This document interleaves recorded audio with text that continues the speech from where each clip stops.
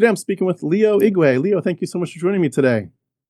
Hello, Tim. How are you doing? I'm good. It's great to see you. I've been looking forward to this for a while, and I want to tell everybody all about you. You're doing amazing work, and I feel like this is going to be one of the best exposures to a lot of us here in the United States and in Europe to some of the great work that we're just probably ignorant of. So I'm so glad to meet you. And for a quick bio, I'm going to mention that you grew up in a Catholic home and trained to be a priest. Leo is currently, though, a human rights activist, a humanist. He's a scholar from Nigeria and lives there as well. He's globally recognized for his efforts to combat superstition, witchcraft accusations, and religious oppression. He has devoted his life to promoting rationality, secularism, and human rights, particularly in sub-Saharan Africa, where there's harmful traditional practices that often intersect with extreme religiosity. He's the founder of the Humanist Association of Nigeria, and he has served as the regional coordinator for West and Central Africa for International Humanist and Ethical Union. His work focuses on advocating for the rights of women and children accused of witchcraft, which is a pervasive issue. He has a master's degree in philosophy and a PhD in religious studies from the University of Bayreuth in Germany. He's an academic and a frontline activist. His doctoral research delved into the intersection of religion, superstition, and human rights, and he's providing a scholarly foundation for his advocacy work. His contributions have been published in many journals, and he's a sought-after speaker at international conferences on humanism and secularism. And through grassroots activism, media engagement, and public education, he has successfully challenged cultural and religious leaders who perpetuate these abuses. In addition to his activism, he's a prolific writer. He pens a lot of articles, essays, and opinion pieces that expose the dangers of religious extremism and promote the values of empathy, reason, and critical thinking, especially in schools. And his commitment to social justice has earned him recognition and accolades worldwide, including awards from humanist organizations for his bravery and dedication. I have a bunch of links I'd encourage everyone to go to. I won't list all of them, but just to say one's called Critical Thinking, one's called Advocacy for Alleged Witches, and another one, Humanist International, and there's probably further links I'll pop in there. But all those links will be there. Please go check him out, like and subscribe and everything. Follow the great work he's doing. But Igwe, I am honored to have you here. Please, before we jump into your story, tell us just a little about yourself and something fun. Well, I have two sons. One 6 years, and the other is 13. And we're fond of each other, and we like going to the zoo to see animals, and yeah, they ask me a lot of difficult questions. In fact, they ask me, what do I do? Because I stay at home every day, and they think that all I spent my life, meeting and talking to people online and things like that. So they don't really understand what I do, So they are not at home right now, but I hope they'll be around very soon. Yeah. So that's much about my family, and yes, so we live in a very remote part of a city in Nigeria, and yeah, so in our spare time, we take a walk, and we also visit different communities and have fun. Yeah. Well, that's awesome. I'm so glad to meet you, and we're excited to get to know you here. We love on this channel to just hear people's stories. So if you could tell us about what it was like growing up in a Catholic home and eventually training to be a priest, and just what your relationship with God was like and all that, and then we'll eventually get into your switch to obviously to secularism and atheism. But love to hear how it all started. I was born in a village, and when I was born, there was no electricity. Yeah, I know that this is what a lot of Americans, cannot imagine. A lot of people watching this, there was no electricity, no pipe-borne water. You go to the stream. Life was difficult, but still people were religious. But they practiced a mix of the Catholic Church, Catholic faith, and the traditional beliefs. So, and that was actually the point I started asking questions, because you go to church, they tell you something different. You come back home in the community, they tell you something different. And all these are religious, all these are gods you need to worship and respect. And there seemed not to be any significant impact or connection you have with any of them. It's just all about recitation. It's all about what you are told to believe, but you hardly feel the impact of this, except fear, except intimidation and coercion from the community. So I grew up in a village, and I'm sure that when I say village, it's not something that many people will relate here. Yeah, so our house was in like a hut, so life was really difficult. But from there, I started as an altar boy, to go, and I was assisting the priest, the local priest, and that was how I got exposed to much of Christian teaching. But they are highly respected. Catholic priests are highly respected. When you mentioned the Yeah, traditional practices, like yeah. how was that different from what you heard in the Catholic Church? And did you see any of the syncretism where did the Catholic Church adopt some of the traditional practices, or were they just two completely different religious worlds that you were being exposed to? What happens is that Catholic faith was introduced as a better faith, something more superior than the traditional worship or practices. So there is that hierarchy when it comes to religion. So, and you are socialized to see the Catholic faith as superior Mm. to the traditional faith. What were they teaching you in the traditional Yeah. practices? Like were there multiple gods, different spirits? Was it ancestor worship? Like what kind of things were they telling you that the Catholic Church was opposing? Yeah. Very complicated. What happens is that the traditional practices, they will teach you that there are so many gods to worship. Okay. So, and these gods sometimes they live in forests, sometimes virgin forests, they live in woods. That's what we are told. And that when you go there, you try to worship them, you have to kill, sacrifice, chicken, goats. We were told that in the past they were sacrificing human beings. Yeah. But it never happened, at least directly. But we were told that those were practices that happened before. And of course, you are expected sometimes to come out in the night, most often to worship and to see the traditional priest. Now, during the day, a lot of people who go to the traditional priest in the night will go to the church during the day. And they are now told that Jesus is the Savior, and they have to believe in Jesus. That is the way, the truth, and life. And that you cannot go to heaven without believing in Jesus or without going to church. But of course, we also discovered that it was not only Catholic Church, the Anglican Church, the Lutheran Church, other churches were also coming, preaching slightly the same, slightly different stuff. And we are all told that, oh, it's only the Catholic Church that was right and other Christian sections were wrong. And of course, the traditional faith was demonized. They were just treated like inferior, something you should not, associated with. So you have this confusion as a child. And sometimes you are meant to discriminate against those who don't associate with your own church, your own Christian church. And you look down on, of course, those who practice the traditional faith.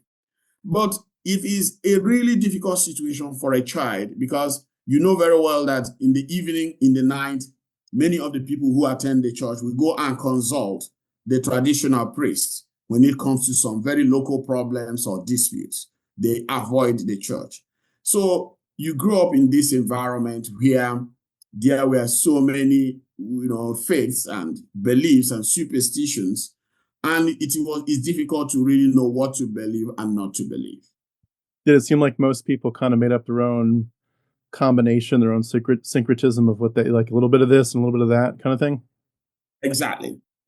So what people do is that if they have a problem, they think that they are not getting appropriate response either from the traditional priest, they will go to the Catholic priest. If they go to the church or Christian clergy, they are not really, nobody's attending to them. They're not getting answers to their prayers or solution to their problems. They will go, or they will combine both. A lot of people will go get some talisman, some objects, some from the traditional priest, and now they will go to the Catholic priest, collect some holy water, holy stuff, and they will come back home, hoping that somewhere along the line, these sacred, so-called sacred objects could actually yield the solution they need. So, and for a lot of people growing up, it was very confusing. And that was actually the point I started asking questions. But of course, you're always told that your church, which is the Catholic Church, is right. Other people are wrong. And salvation and happiness in making heaven is only with the Catholic Church. Others, you may not make it. Sometimes they try to tell you that you may not make it, or you have a longer, requirement. You have to fulfill more conditions if you take other routes to make heaven. So this was the challenge one gets growing up in such a pluralistic environment in terms of religion and faith.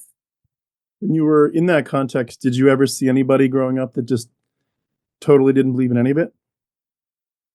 Yes, a lot of people were indifferent, of course, until there's a problem.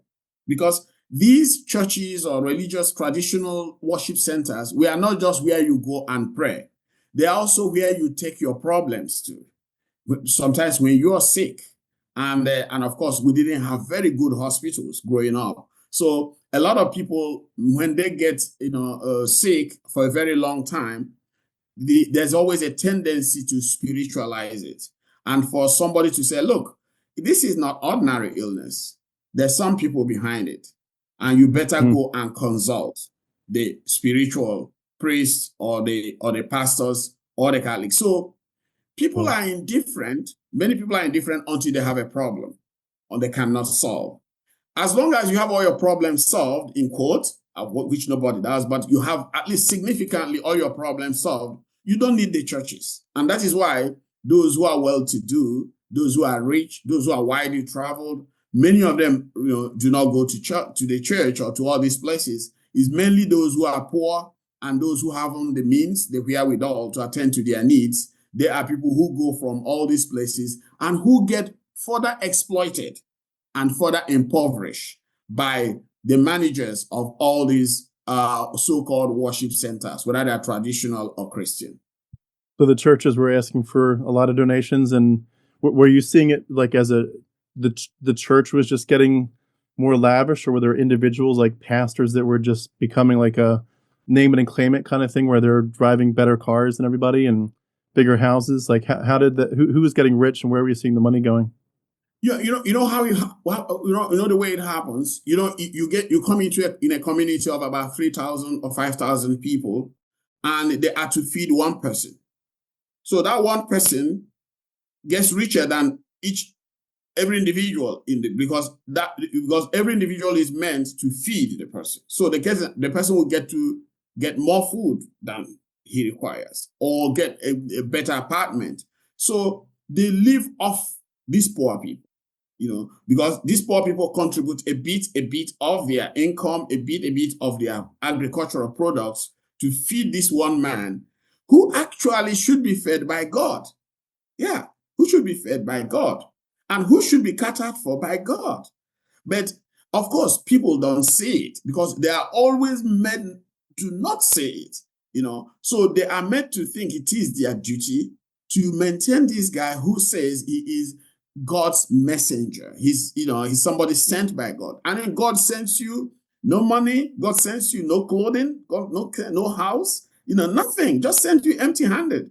And now to the people who are less godly, and all that, they are now the people that will actually provide for you. So you see this kind of system. And as a young person, I was training to be like that. And I found out that, look, no, something is not adding up here. There is no God to take care of you except those people. And these are poor people. These are people you are well off. Sometimes when you get sick, you go to better hospital to take care of you. You don't even call on God to heal you. The priests, they go to some of the best hospitals. If sometimes they travel to the United States for medical treatment, using the money contributed by poor people in the village who could not afford basic medical care. I mean, that is disgusting. It's revulsive as far as I am concerned. And, they don't have the conscience to really tell themselves, hey, I'm really living off these people. I'm really deceiving these people. I'm really exploiting these people. So these are part of the things that could not, really make me, keep, being in a part of this system or be training, to be one or a priest, to be continuing this kind of a life of deceit and exploitation. Yeah, it's amazing. Just curious, for the context of your story, you were exposed to the traditional religions of your area. You were also exposed to Catholicism. Were you exposed at all to Mhm. Protestant Christianity, where I would expect if they did come to there, they would have said not only are the traditional religions wrong, but the Catholics are wrong too because they add works and they pray to Mary. You need to only come to Jesus only through faith in Christ. Did you have that, or was it just the traditional and the Catholic background? Yeah, basically traditional and Catholic background, but we had what they call a charismatic, more of a charismatic Pentecostal manifestation much later, because these what they call Orthodox Christian groups, they arrived first and they got to the country first, and they have the hospitals and the schools. They control the hospitals and the schools, so they were very powerful. So they of course produced the politicians who made policies, and they also take care of the health of the politicians. So they have this kind of power. But I think that in the 80s, the Pentecostal, they started being very powerful because a lot of people got tired of the very regimented, what they call the Orthodox. They call it a little bit of a dead kind of spiritual approach or practices of the Orthodox churches. So they started preaching more of, this kind of very active involvement in Christianity, a lot of singing and a lot of speaking in tongues, kind of having this direct encounter. You don't need to go through a priest. You just need to read the Bible and God will speak to you directly. They just come up with very extreme, absurd, funny. And, with my background, I used to tell my Pentecostal friend that this Protestant evangelical approach to Christianity is too irrational for me. It's too irrational with my background in Catholic Church, because there, you do a lot of thinking and reasoning, even though they cave in to superstition, dogma, and all sorts of nonsense, again, much later. So, but yeah, we had this Pentecostal evangelical manifestations and expression much later, and by that time, I think I had left the training of the priesthood. So right now, I think Nigeria is contending more with the ravages of Pentecostal Christianity. Unlike when I was growing up, when it was more of the Catholic, the Anglican, and what you can call the Orthodox Christian denominations. And what was your personal relationship with God like? Did you have a time when you felt like you were either in a significant relationship with him in terms of your salvation and your eternal state, or even just like the low level praying for help today, help me get better because I'm sick kind of stuff? What was your personal walk with God like? Yeah, this is actually this kind of question is a question that somebody that comes from evangelical background asks. Okay. Yes. If you are coming from a Catholic background, it's all about, have you said your rosary? Did you go to church? Did you receive Holy Communion? There is more of ritual compliance than personal religious, experiences. So, and because I grew up from the altar boy, it's all about be there at the altar, assist the priest, carry out the function, then go home. The priest is not going to ask you in the course of carrying these functions, where did you encounter God? No, because the priest is the God. So obeying him and doing what he expects you to do is enough. You don't need any other extraordinary experience. Now, from there, I went to the seminary. There, the emphasis is not whether you encountered God on any way. No, it was much later in life when the evangelicals started making inroads that such questions, absurd questions actually for somebody like me, I started confronting them. So when we went to the seminary, it's all about the rules. Do you obey the rules? The rules is that you wake up at a certain time, you go to church at a certain time, make sure you are there. Nobody's asking you whether you are having any encounter with God. No, are you there? Are you singing when others are singing? Are you praying when others are praying? You shut up when they said everybody should shut up. So don't start praying because God said you should continue praying. No. Rules are the gods. The managers of the seminary or the training, they are the gods. If you obey them, fine. So there wasn't any emphasis in my training of any kind of personal encounter.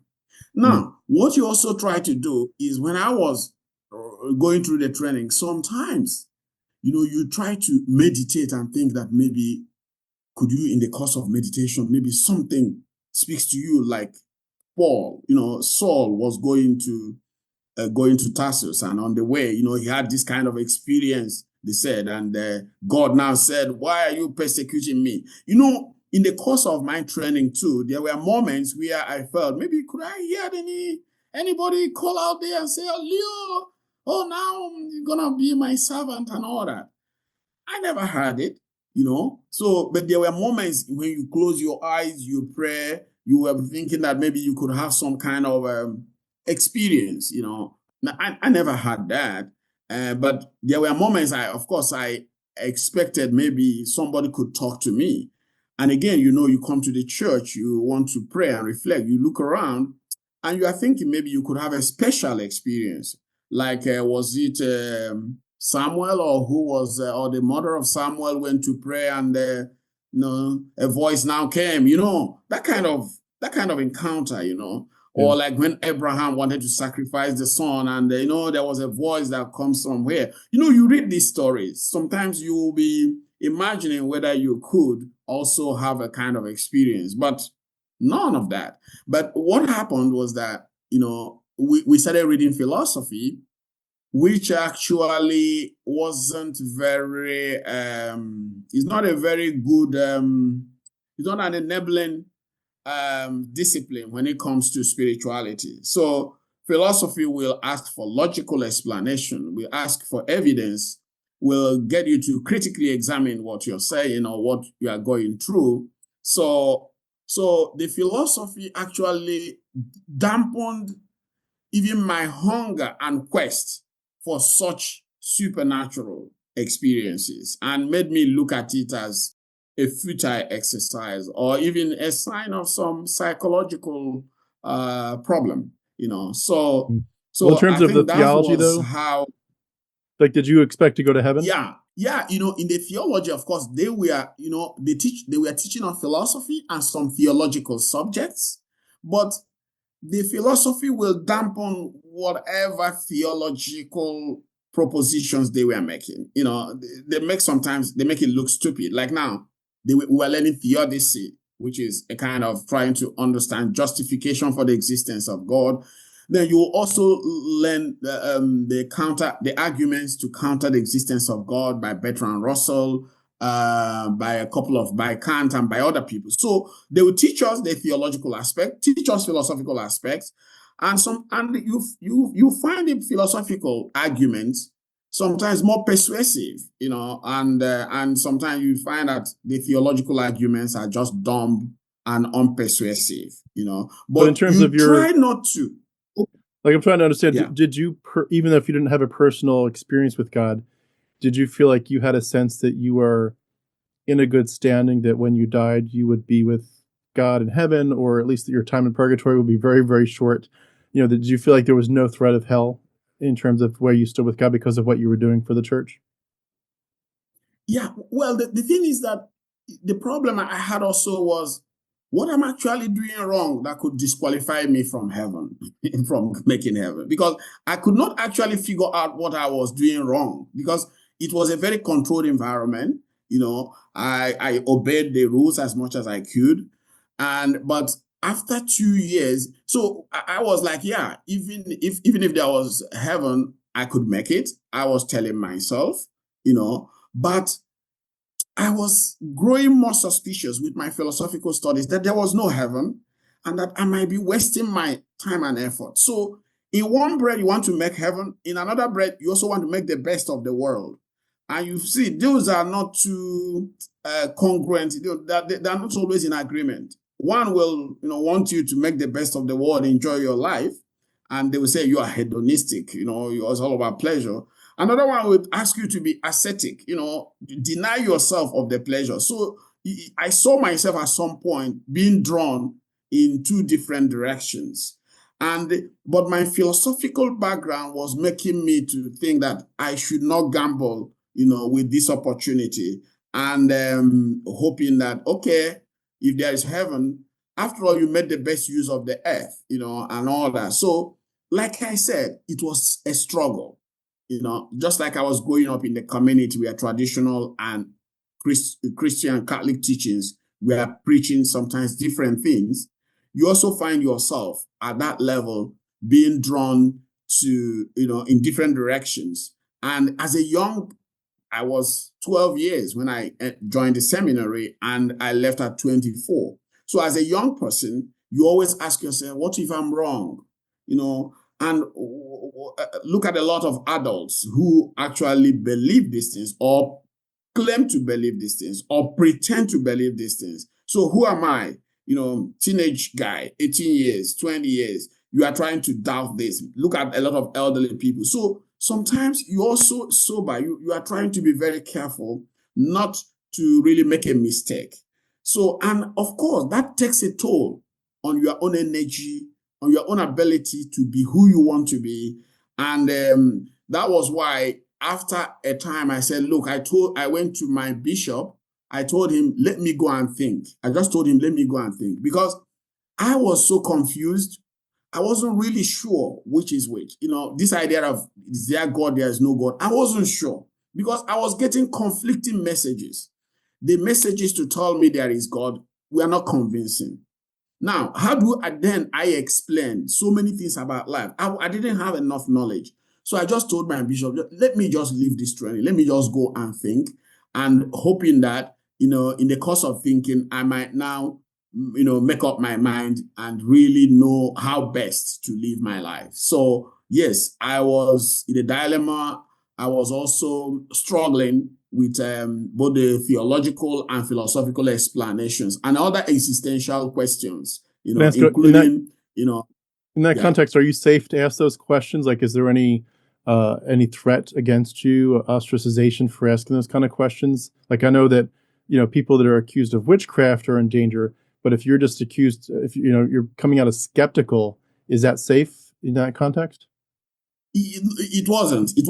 You see, this situation where you are exposed to skepticism, but you are not allowed to think aloud skeptically. You're not allowed to think publicly, and all that. And I may tell you that recently, we have what they call old boys platform. All the people whom I train with in the seminary, they establish what they call an old boys WhatsApp group. And they have expelled me from the school WhatsApp group. They have expelled me from my class WhatsApp group. What was the reason? I was asking questions. I was questioning some of the Catholic teachings. So they told me that you don't question Catholic teachings, is insulting, is offending their religious sensibilities. One of them threatened to take me to court, and some of them threatened that they will leave the WhatsApp platform if they don't expel me. First of all, they expelled me from the school WhatsApp group. They now expelled me from my own class WhatsApp group. Okay, for the same reason, So, and I was asking them, where is the philosophy, all the philosophical training we got, all the training about the existence of God, the arguments for, against, where is that? What impact does it have? They don't want to hear none of it. So they will teach us about skepticism, but they don't want us to exercise skepticism, especially in relation to the teachings of the Catholic Church. That is a shame. Wow. So I just told you, just last week, they removed me from my the WhatsApp group because I asked a question. And let me tell you maybe what happened.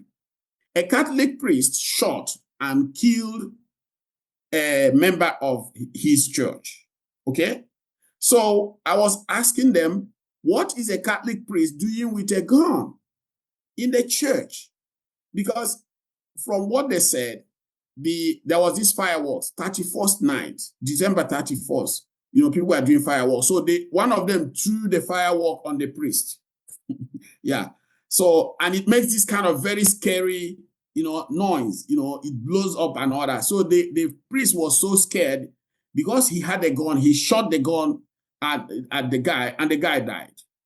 So only for them to discover that it was just what they call, they call it knockout here, or banger, or firework, So when the news, got out there, to the platform, I started asking them, what is a priest, Catholic priest, doing with fire? Is it that he didn't believe in divine protection from the firewalls and all that? And where was God when he was shooting this gun? Was God asleep? Was he dead? So they said, that they should remove me from the group, and that I was challenging their faith and I was insulting their belief. And I thought it was a joke. They removed me, and all that. So, and they have been trying to bring me back and all that. So what am I saying? That is typical of the training I got. They will tell you about skepticism. They will tell you about questioning ideas, critical thinking, logic, but don't apply it to the Catholic faith. Yes. Amazing. Yeah. What a double and standard. it comes with heavy penalties. Yeah. With the work that you eventually got into with activism, can you tell me maybe just in terms of what you were long before you got involved in the activism, what were you seeing with the witches, the witchcraft accusations, and just what does that look like? Do they literally kill people? Do they put them in prison? Is there any appeal if somebody says, no, I'm not into witchcraft, or can they just be taken off to prison anyway? Like, how does that work? It works in so many ways. And I discovered that supernatural beliefs, call them superstitious beliefs, because for me, I speak English as a second language, so I don't see the difference between superstition, supernaturalism, and religion. For me, they're just using different words to explain the same nonsense, okay? So, these beliefs are not just benign. They're not just things you entertain. They motivate people to commit harm and atrocity. And I saw it face to face. I was trained to preach and propagate these beliefs, and I know the impact it has. It drains people's sense of compassion and fellow feeling. It turns people into merchants of death and destruction. So I saw it face to face. Now, in the communities, if people are sick, sometimes they will go to all the traditional priests or the Christian pastors, who will now tell them, look, there's somebody in your family who is into some occult practice and who is responsible for this. And unless the person stops or is stopped, your illness will not go away. So the person now, this is a charlatan, this is a quack, this is somebody who doesn't even know the basics of medicine. But in order to be seen to be providing some service, what they do is to tell people, this kind of thing, and they will go back to their families to suspect their relatives. So what they do is that if it is sickness, they have to get back to these people and say, look, take this thing away, you are responsible. Or if I die, you are going to die. So what happens, they will publicize this and the family will get to think that this is the person responsible. If the person dies, family members will come after this person and murder the person in cold blood. So there were cases like that I saw growing up. But as a young person, you may not be in the position to intervene because they say you are too young. You don't understand spiritual things. They make spiritual things, which is actually very, they call it bullshit, just nonsense. They make it as if there's something very special that you need to be very learned and you need to grow for you to understand it. So as a child, you will not want to grow up. So as I was going through the training, I was still going back, looking at those experiences, and I found out that innocent people were just killed for nothing. So sometimes you will come to the city, you see people surrounding an elderly woman. This is a woman who has dementia or who has some problems. And they'll be asking the person some questions. And the person will be providing very incoherent answers. And they will attribute that to witchcraft or to the occult. And very often, the person will be lynched or beaten to death.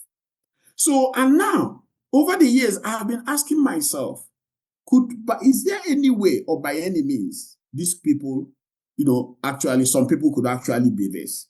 So I started reinvestigating these issues, and I found out that it's all about superstition, it's all about mob violence, mob justice, jungle justice, driven by the narratives that there were so-called priests, traditional pastors, imams, Muslim clerics, Christian religious clerics, they are perpetuating and propagating in churches, over the radio and television.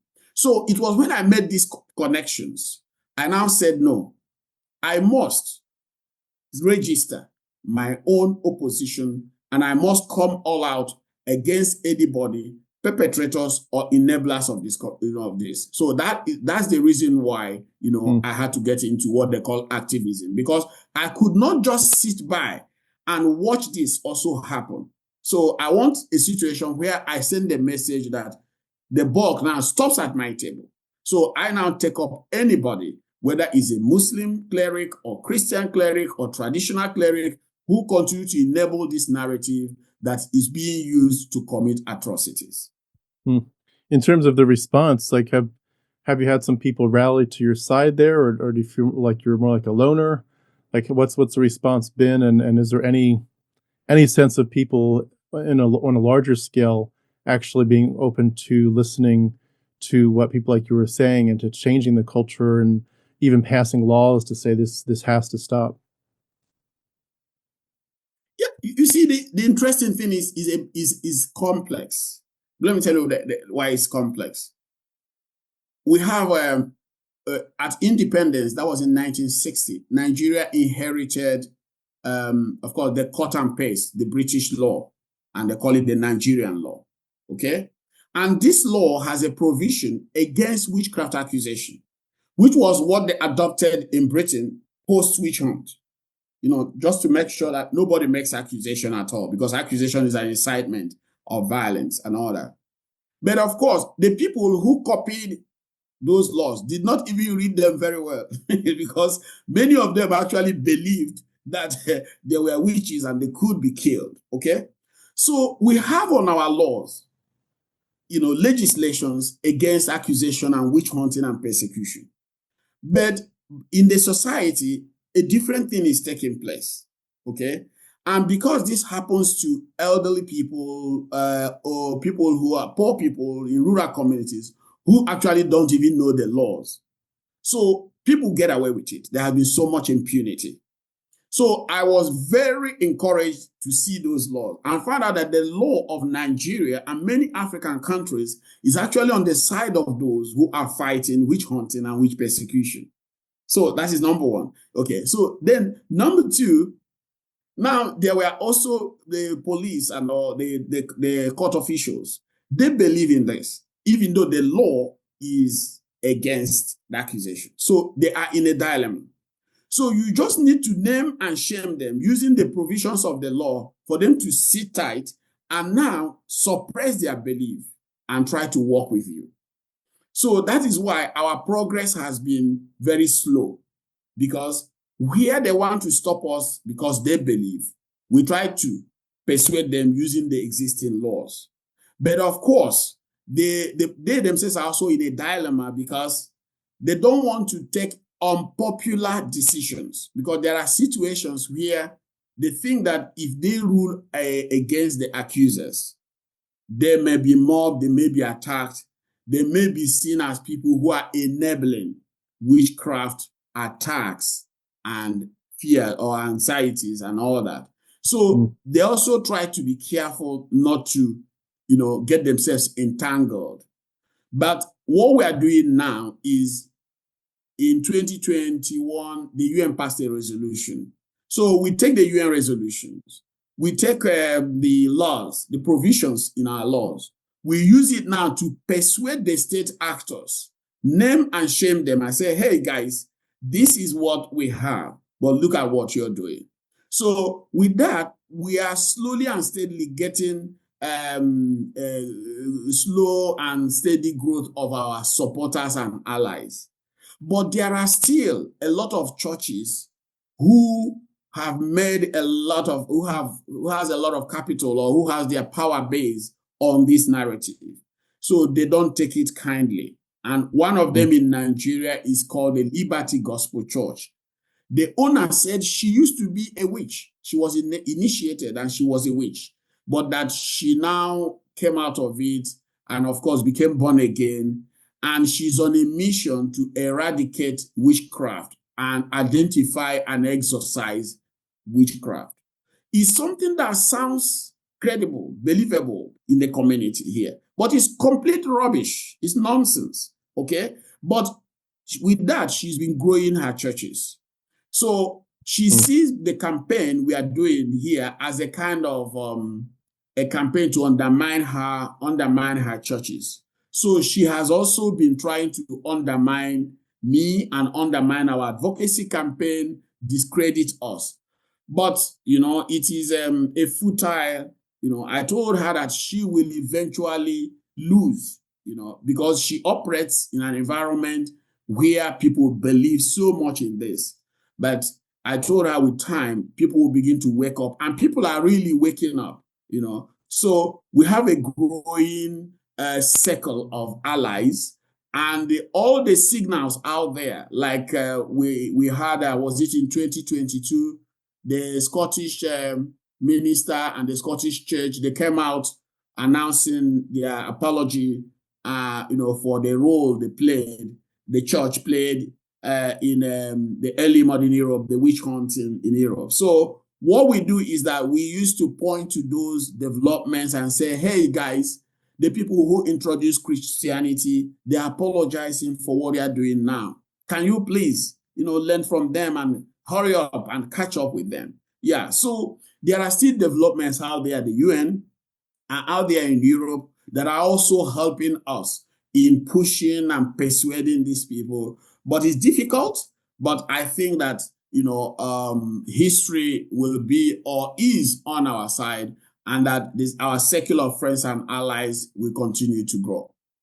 You mentioned that some of this gets, the accusations go towards children. How do kids get wrapped up in this? Yeah. And do people not seem to have an inherent sense of protecting children when this happens? Supernatural beliefs, it drains people's sense of compassion for the elderly, for their parents, and also for their children. And that is why it is poisonous. Yes. When one says it, some people will think that, oh yeah, it's because you are anti-religion or you're anti-God. No.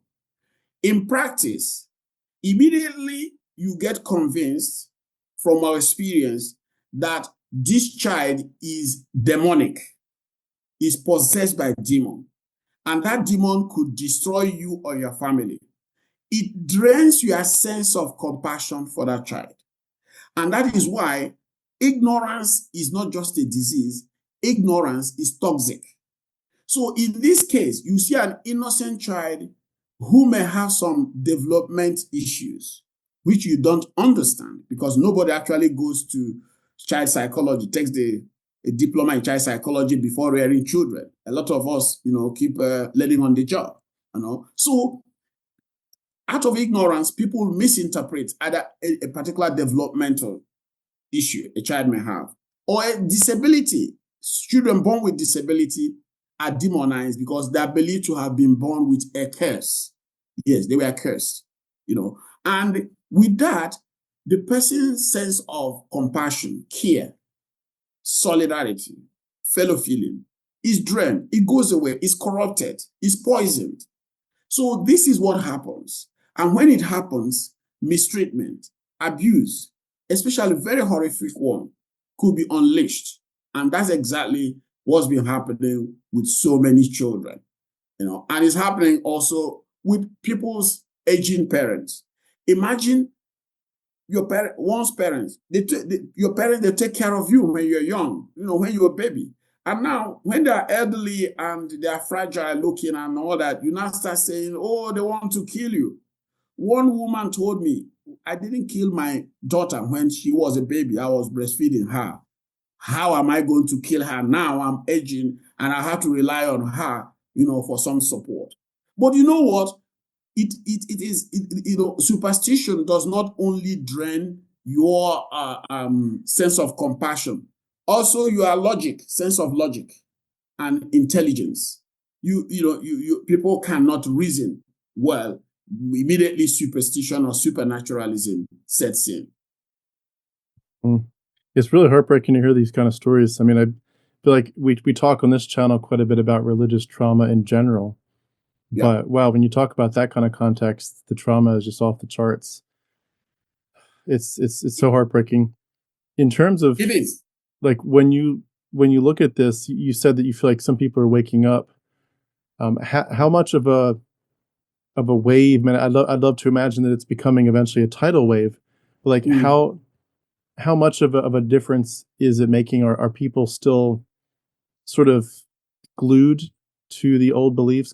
Like one of the stories that I remember hearing when I did some missions work in Papua New Guinea, mhm, and we were talking about the topic of animism, which is mhm, related more to the traditional beliefs. mhm, And they were saying that some of these beliefs are so deeply embedded in our psyches that even when mhm, you get education, they don't really disappear. And they gave the mhm, example where they said there were people who would grow up in the tribal beliefs mhm, and the traditional beliefs, and then they would, by virtue of opportunities, they would end up going to very traditional educational institutions, and even mhm, some of them would go like from Papua New Guinea to Australia to get trained, for example, as a nurse or a doctor, and mhm, they're totally into Western medicine in their mhm, education, mhm, but that some of these people, like a nurse from that background, even with all of the education, mhm, when someone dies in that hospital in Australia, they would mhm, say, "Why did that person die?" And the answer mhm, would still be witchcraft, yeah. despite the full knowledge of Mhm, medical mhm, advancements. And mhm, so it seems like in some ways, some of this stuff it just gets so deep in our psyches mhm. that it's really hard for us to escape. Like, what kind of level of progress do you think we're at, especially in your part of the world? The fact is that I disagree completely. I want to tell you, I disagree completely. Let me tell you what's playing out. If you keep telling somebody something for too long, after some time, it becomes a kind of self-fulfilling prophecy. That's what you see out there. Okay? Now, the way Westerners relate to either African or Oceanian, they come with this mindset. And because they come with this mindset, a lot of people act in line with that. Okay? Why do I say this? One of the challenges we have is not only what I'm telling you in terms of what's going on ground, but how this phenomenon has been explained and how African intellectuals or intellectuals from these communities have internalized an explanation they should disrupt and challenge. Remember, I told you, they tell us about skepticism, but they don't want it applied. Ask yourself why. Because there are people invested interest, people are being paid for keeping the society that way. Yeah, because that is what it means to be African. A lot of people will tell me I'm not African. I say, you are talking rubbish. I am African. And like I told you, I questioned it on my WhatsApp group for my school and for my district. They kicked me out. You get it? But some of them called me after and told me, look, you are saying the truth. Many of them that their brains are not working. so, so you know what happens? People have to shut down their brain in order to fit into what you're saying today. And I want to tell you, where is the reward for people like us? You have to, I, I risk dying without even able to pay my bills because out there, what gets the money is talking Christianity, even if you don't believe it. You get scholarships, you get funding. There are some funding applications I apply. I found out that they are meant for Christians. Yes. Yeah.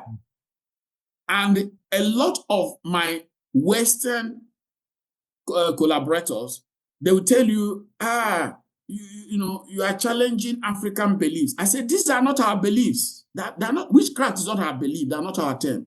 So what I'm trying to say is this. These things are not as ingrained as you think, but they become ingrained because there is a global conspiracy to keep it ingrained. If we incentivize skepticism, openly expressed and applied, tell me where you have an international skeptic award for Papua New Guineans. Tell me where you have an International Skeptic Award for Africans.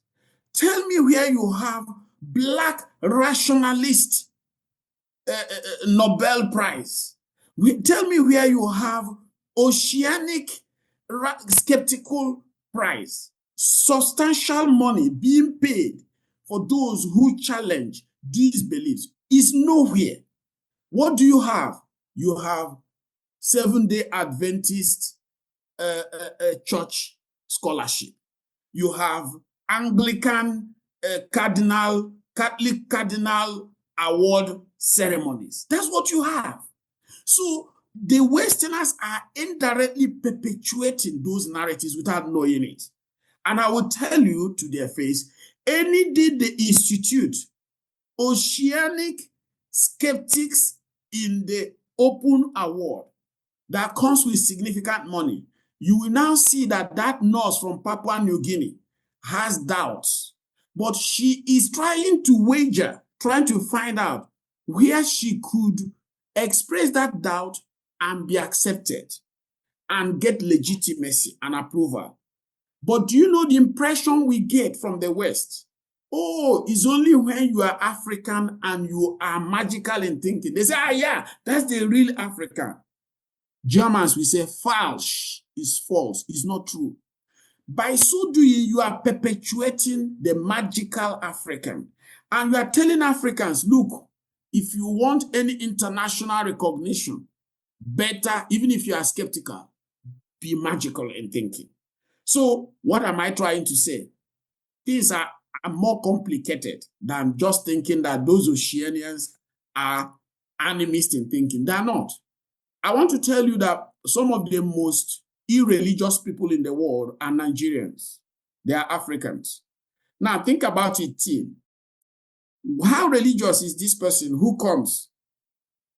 Islam came. They left their religion and embraced Islam. Go there today and give them Christianity with money and scholarship. They will leave Islam and take this thing.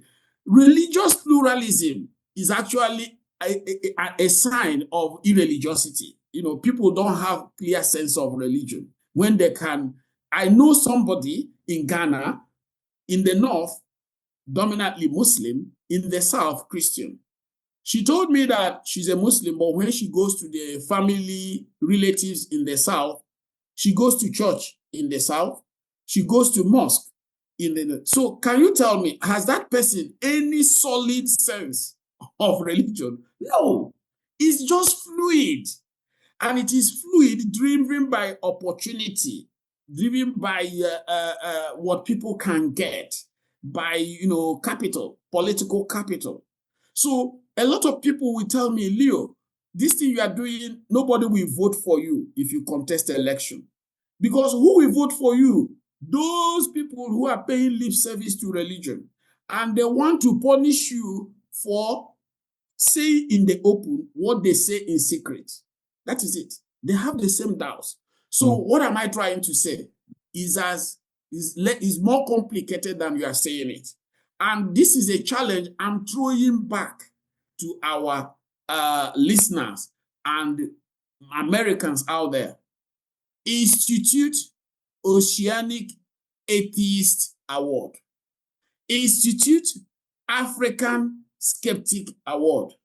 Institute an award for those who are promoting and espousing rationalist thinking, targeting those areas. I want to tell you, you will get people putting in for that award every year from those places. They are awaiting the world to really understand that they are there. But we tend to be, satisfied repeating the same narrative and stereotype year in, year out. Oh, despite all their training, they are magical in thinking. Team, is not true. It's not true. They know very well that being skeptical may not give them opportunity. A lot of people are watching and seeing, if Leo survives, okay, I'll start following that thing. I'll now tell them I'm even more skeptical than Leo. I'm more atheistic than Leo. But if you don't survive, if the campaign, fails and all that, they will tell you, oh, but I told you. you are trying to think you are too smart. Those people you think that are animists, they are trying to be smart. They are not actually trying to be animists. Amazing. Can I ask, just for context, how are homosexuals treated in Nigeria? A very, very interesting question. And this was one of the reasons why I was also kicked out of my the two old boys group, because in Nigeria criminalized gay marriage. That was in 2015. And when the bill came to the parliament for consideration, I was among those who opposed the bill to criminalize it. And of course, many of my old boys they didn't know, because many of them don't read.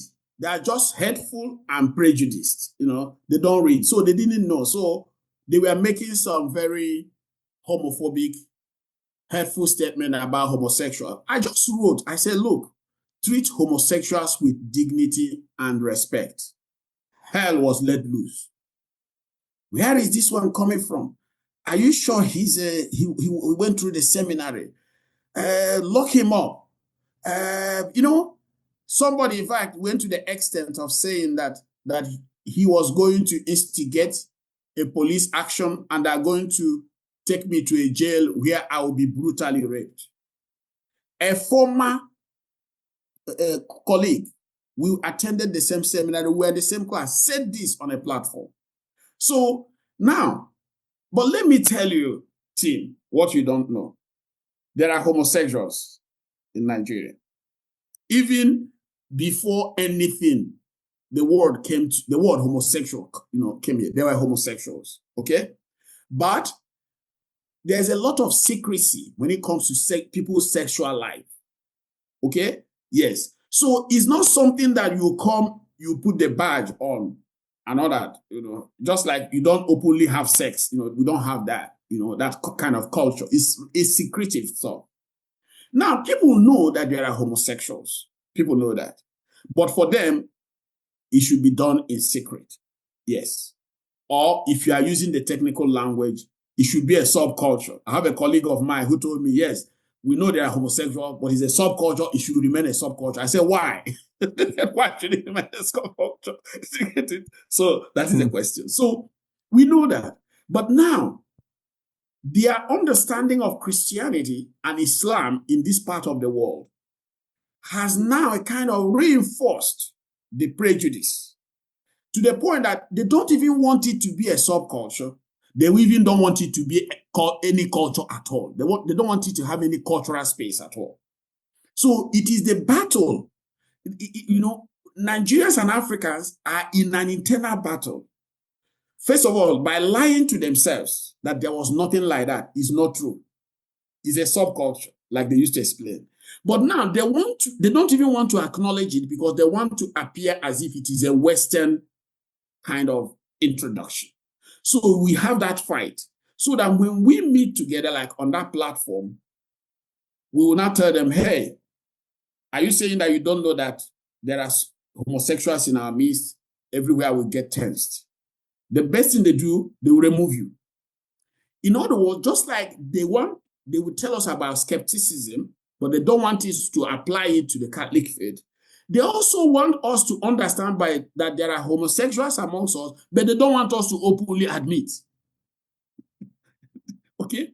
So by so doing, creating a very poisonous, toxic, difficult to understand kind of situation for ourselves.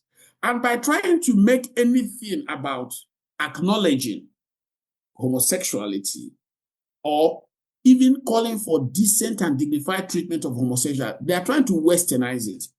And by westernizing it, they are Africanizing what?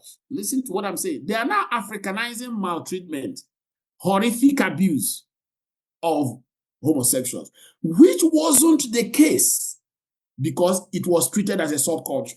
In other words, there is a cultural space for it, okay, which we are now trying to deny.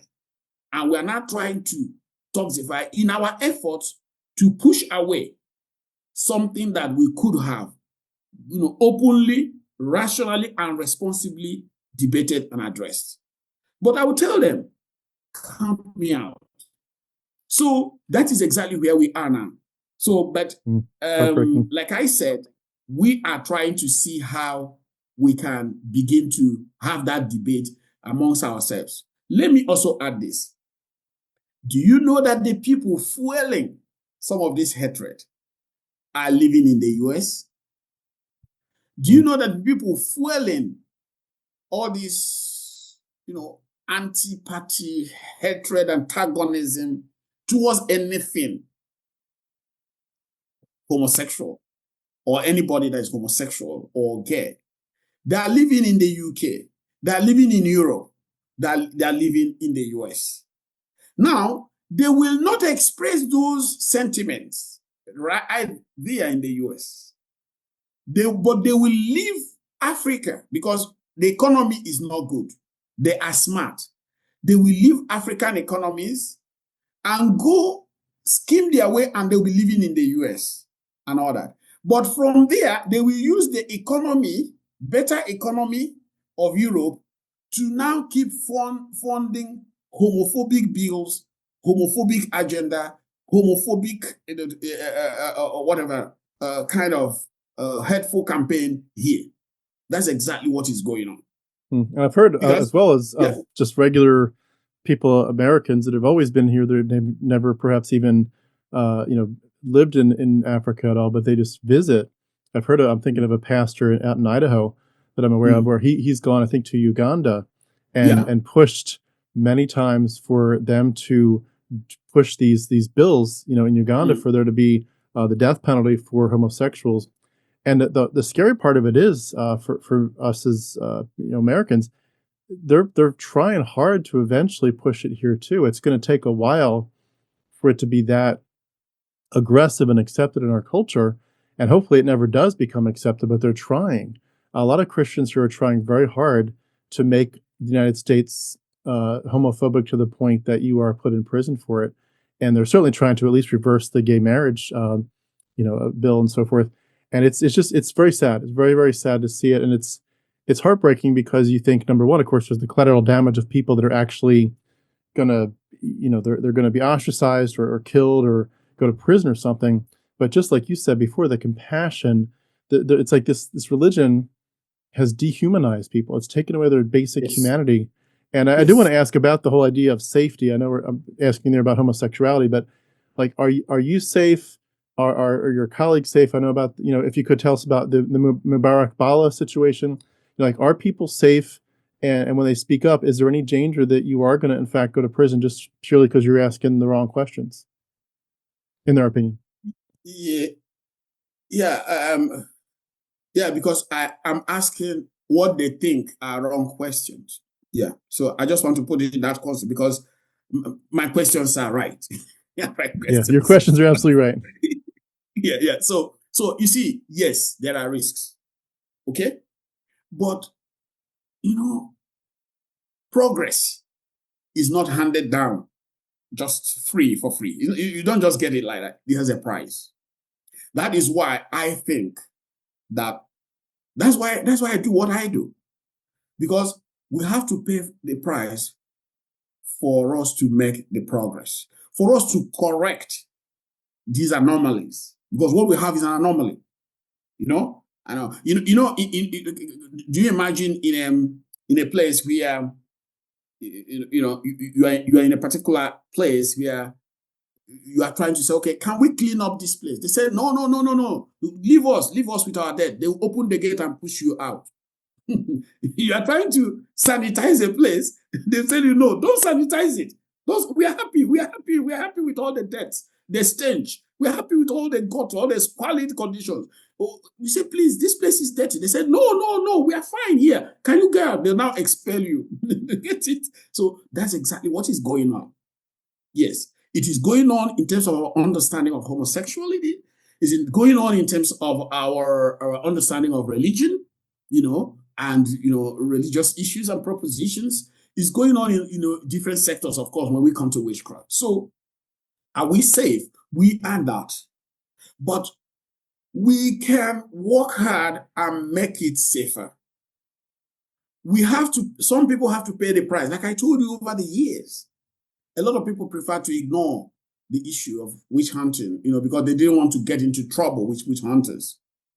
But I said, no, these are criminals. They should be on the run. I should not be on the run.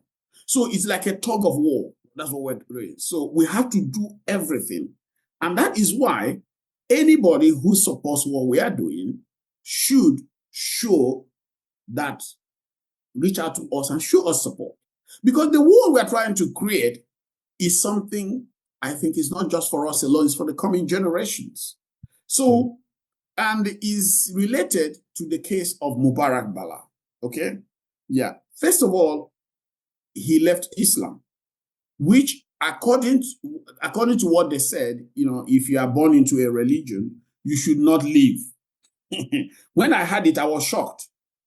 They said that you can convert and become a Muslim, but immediately you convert and become a Muslim, you can't leave. I said, what is this? I said, it's not a religion. It's a cult. It's a death cult. So what am I saying? So that's exactly his case. But of course, he left and renounced Islam. He renounced Islam and left the religion. Now, when you leave the religion, shut up. Don't speak. Don't tell anybody the reason, because they will interpret it as you are speaking ill of Islam. Okay?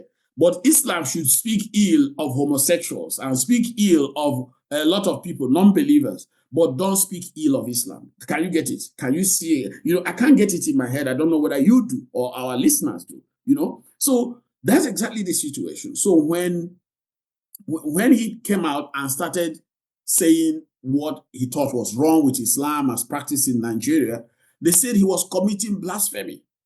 So blasphemy is used to shield Islam, in this case, from criticism.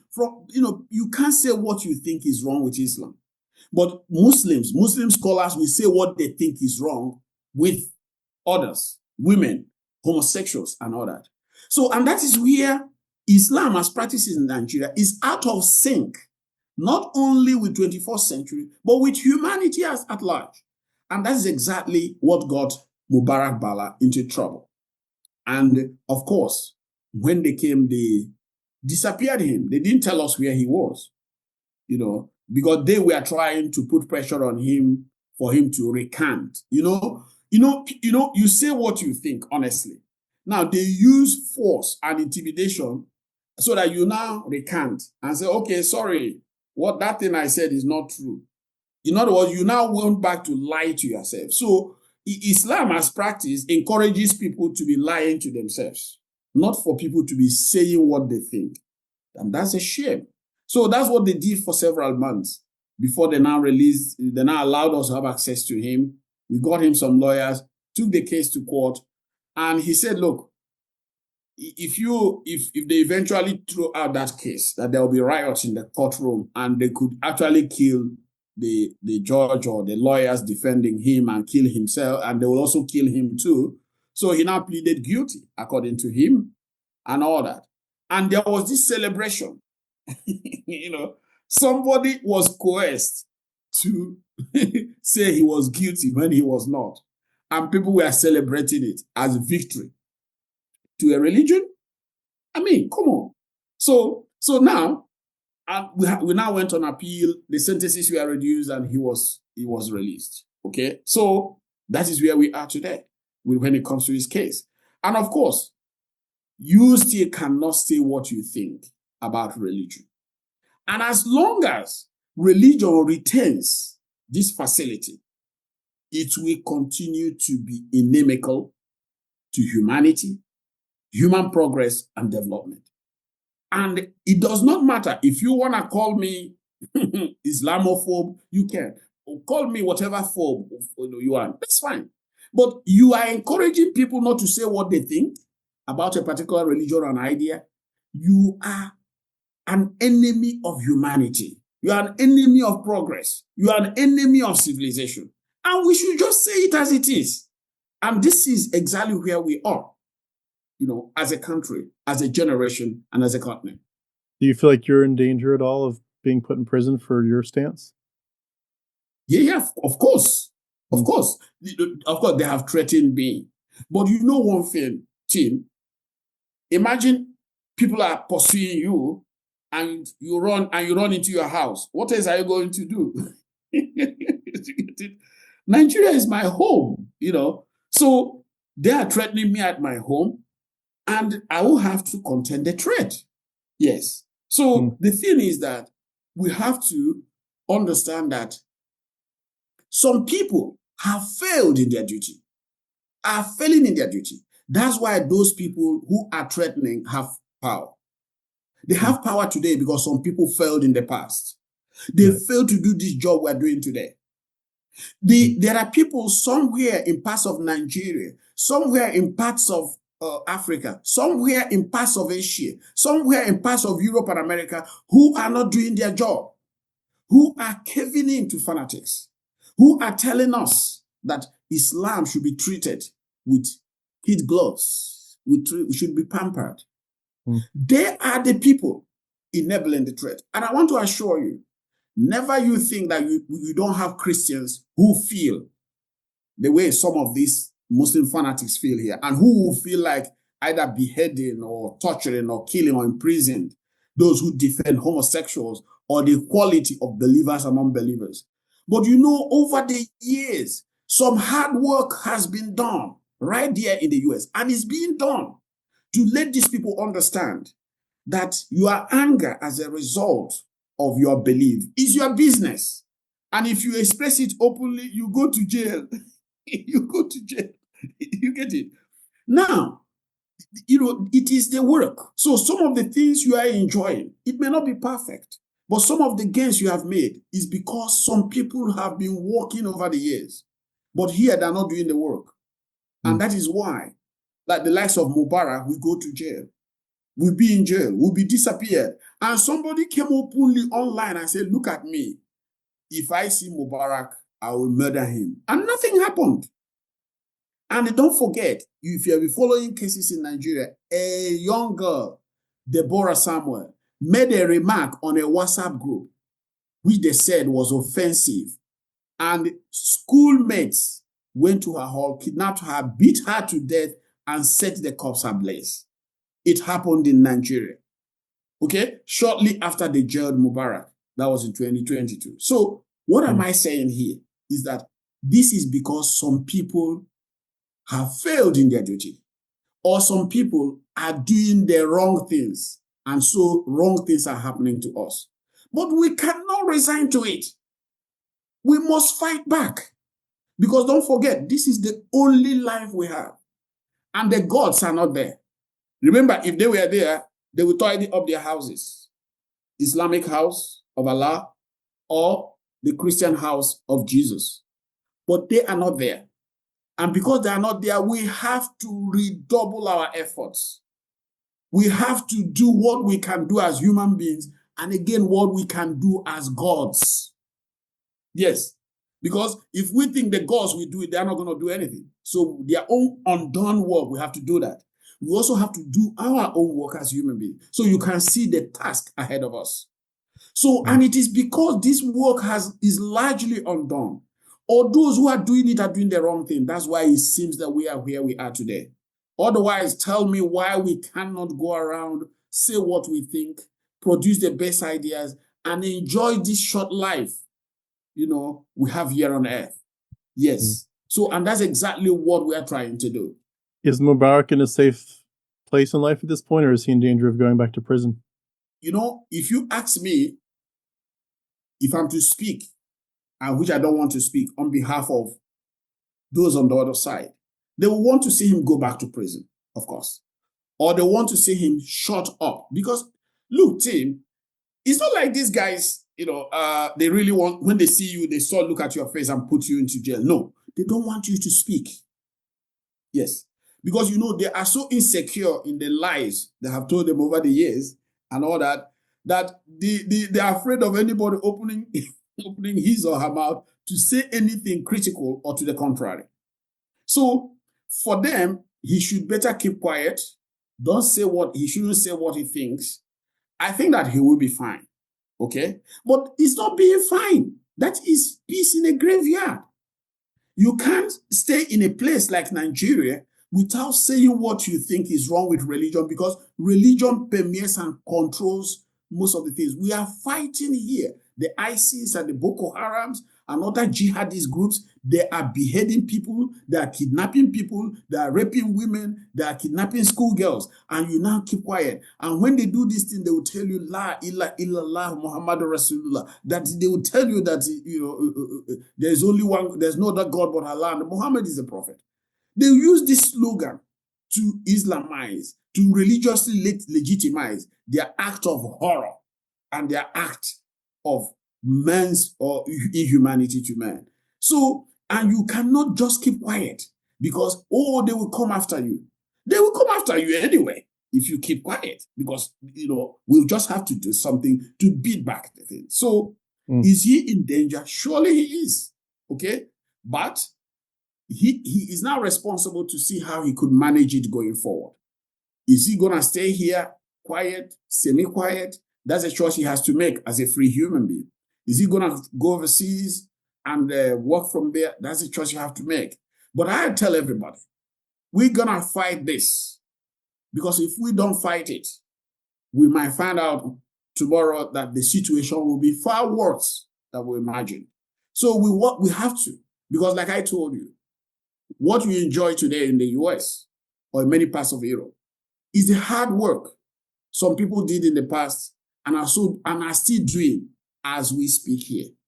So let it be that whatever happens, let it happen in the course of doing that good work, in lighting that candle, in causing that flame that can lead us out of this dark and destructive phase of our lives. So well said. So well said. Well, on that note, sort of to wrap us up, could you maybe give a word about how people who are not there on the ground there in Nigeria, how the rest of us can be involved in supporting you? Obviously, education, just knowing that these things are happening, is important for us to be more and more aware, hopefully, and certainly by going to websites like the ones that we've talked about that are run by you, that I'll have linked beneath this video. That's a great starting point for the education. But how else can we be involved to be, partnering with you and sort of hand in hand and supporting you in any way we can? We need more platforms like yours. Like I told you, what do they want from us? Shut up. They don't want us to say what we think because they are so insecure. They are so afraid, And I told you I was booted out of 2 platforms. My own former colleagues, they just sent me out of WhatsApp platform. So we need platforms where we can say things as we think. Yes. Without fear. We need that. That's how you can help us. Because it's important you know what is going on. It's important the world knows what is going on. And hear from the people who are on ground. Yes. So we need these platforms. So occasionally, we also need to begin to internationalize our programs. Too often, when you come to America, I know it's important we focus on things we are facing, like Christian nationalism and all that. But we should also understand that the world is getting so interconnected that it is important that we also look at the international dimensions to all this. A lot of people who are going to, in quotes, undermine the progress, if I should say, that we have made, will be immigrants. I'm not saying this that people should be opposed to immigration or not, or to support what they call, is it the right or left, as the case may be. But I'm trying to say is that a lot of people are going to come to live in the US. And when they come to live and make US as their home, they come with their religion, they come with their superstition, they come with their extremisms. Okay? So it is important that we try to always get international dimensions, contexts like the one we're having right here, and make them part and parcel of our programs so that we can be speaking to populations that are active, but are not too often recognized when we, have discussed these issues. And these people are going to shape America in the foreseeable future. That's one. Another point here is that it is important we also know that we need to incentivize. Whatever we encourage, that's what we get. Those activists, in difficult places across the world, we need to find a way to support them. And I want to let you know, today we have Christianity in Nigeria, not because Jesus Christ came here. No, Jesus did not come here. It's Americans and Europeans. And today we are supported by their home countries. So we should also develop a mechanism to support our activists, our advocates, our representatives in some of these difficult places. We should not just think, these are Africans, people who are in Africa, you just think that anything can go for them. No. If we use that method, it's going to come back to bite us. So we should develop an international mechanism to train and support activists in some of these places, because the work they do has a lot of value in terms of helping us contain these problems sometimes before they are late, before they are too late. So I think that if we're able to, bring all these ideas together, I keep saying it and I want to say it again and again. We have a good message. And with all I have read, I have never seen anything more persuasive than the non-theistic philosophies of life. Yes. But we also need to make it more effective. Yes. Yeah. Let it not just be mere ideas or waves of thoughts here and there. We laugh and religion. You laugh at religion, but they have a political economy to overturn bills. They have a political economy to elect their candidates who continue to perpetuate policies that hurts us. So we should develop our own political economy so that we can be very effective and stop always being on the whining and complaining and they have taken over. Where were we? Why are we sleeping? We should all wake up and know that, yes, this is the only world we have and there's no God to help us. So we should actually do it with extra energy to counteract the political economy and scheme of those who want their dogma, their religion, or their extremism to dictate our policy and tyrannize over our lives. I love it.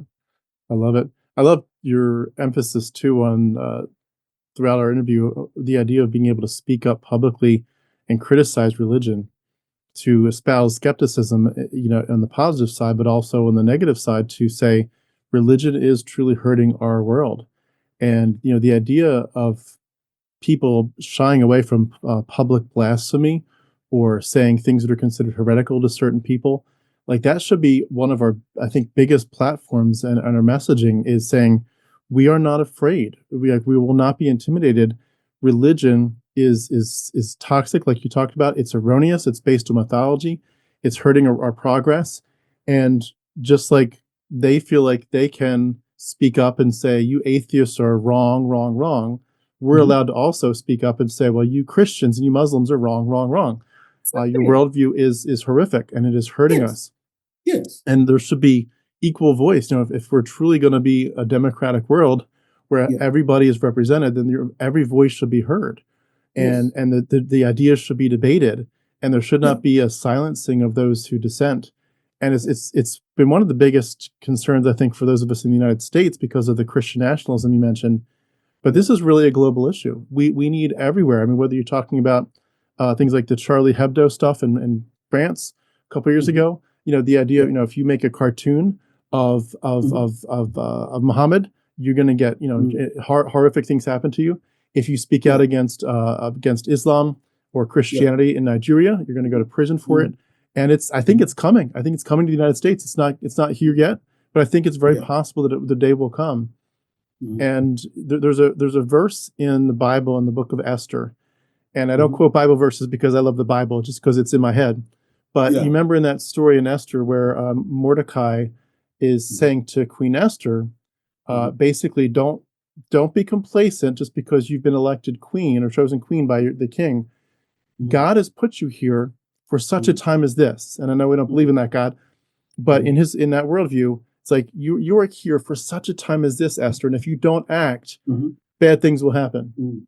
And in a similar sense, if I can take that, as a sort of a call to action, we're here for such a time as this, and not because of a Yes. divine plan or a divine story that we're involved Yes. in, but because, like you said, Yeah. there's future generations that are going to reap what we have sown. We're Yes. going to basically be planting the seeds of the trees under which they're going to enjoy the shade. And Yeah. if we don't work hard, then the religious extremism and the idea that if you speak a blasphemous word, you're going to go to prison or be killed for it. That if we don't push hard, that stuff from the dark ages is going to come back and haunt us and overcome our world again. And it's this weird world we live in, where we're in a world of tremendous scientific advancements and artificial intelligence and rockets that can go up to space and come back down and land themselves. It's like we have so many advancements to be amazed at in our world, but there is an awful lot of crazy, scary stuff that's still present in our culture. And it's even in United States, we're still in danger of this stuff taking over. And I love that you speak so proudly and so strongly against that mentality, and to say we must be brave. And it's I think it's easy for someone in the US like myself to say that, knowing that the bad days aren't here yet where they're going to put me in prison.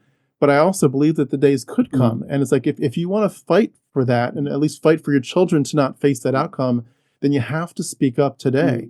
And man, I appreciate so much. I mean, it just so I give you so much applause for what you're doing. I really appreciate. You are truly one of my heroes, and I appreciate what you're doing. I appreciate what Mubarak has done, and just please know that we are, you're on our minds, you're in our hearts.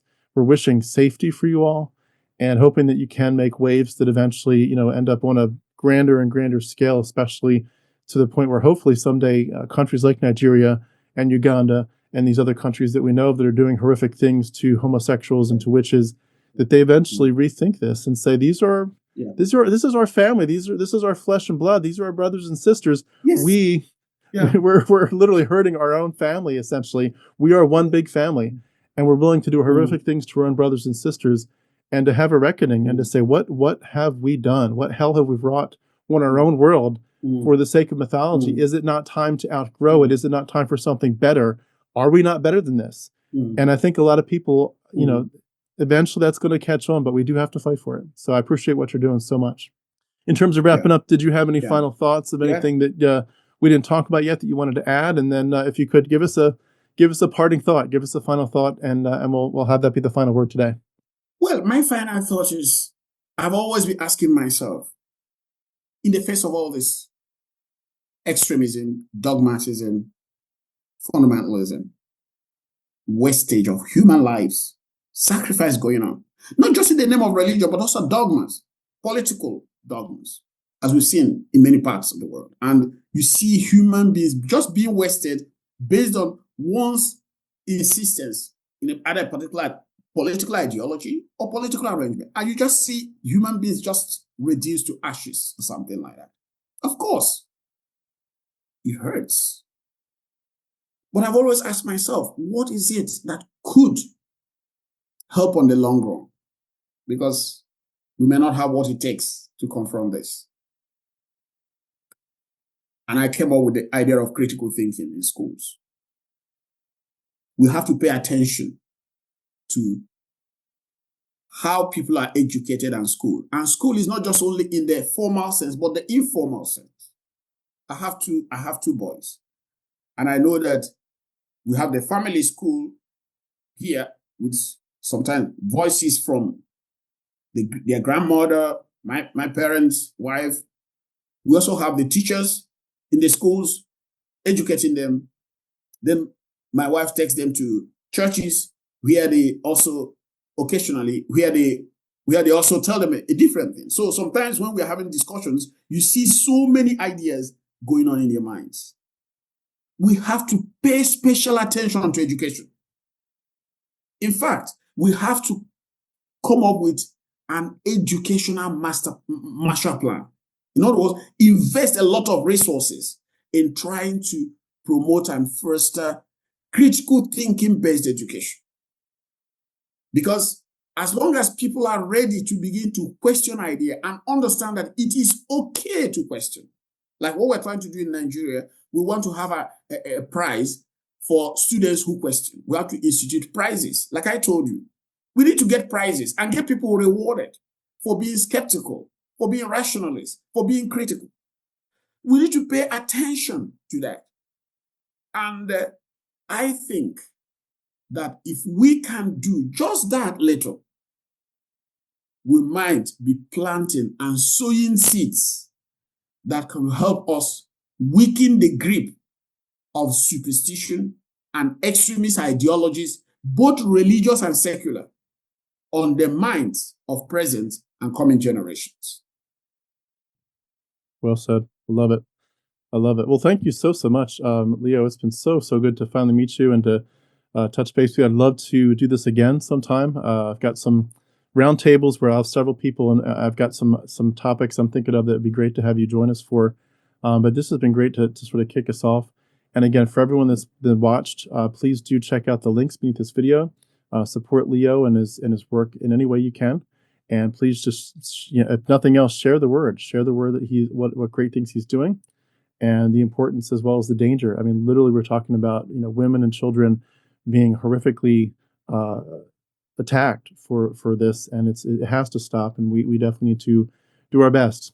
All we can do is try, but we need to try and give every last effort we can. So thank you so much, Leo. Just really, please keep us in mind. We want to partner with you. We want to definitely be partnering with people like you. You're in many ways on the front lines. And when I was a Christian, my goal was in many ways to be on the front lines, as it were. There's this quote from some old missionary where I said, I want to run a mission a yard from the gates of hell, for the Lord's sake. And in a similar sense, now you are running a mission a yard from the gates of hell, in a metaphorical sense, of the hell of human torture even. And just you're doing the hardest work out there, and we appreciate it so much, and you're an inspiration. So please keep it up, but know that we're going to be in our thoughts. But I'll just wrap up by saying, everyone, we've been speaking with Leo Igwe. Leo, thanks again. Great to get to know you. It's a pleasure. Tim, thanks so much for having me. Thank you. Have a great day.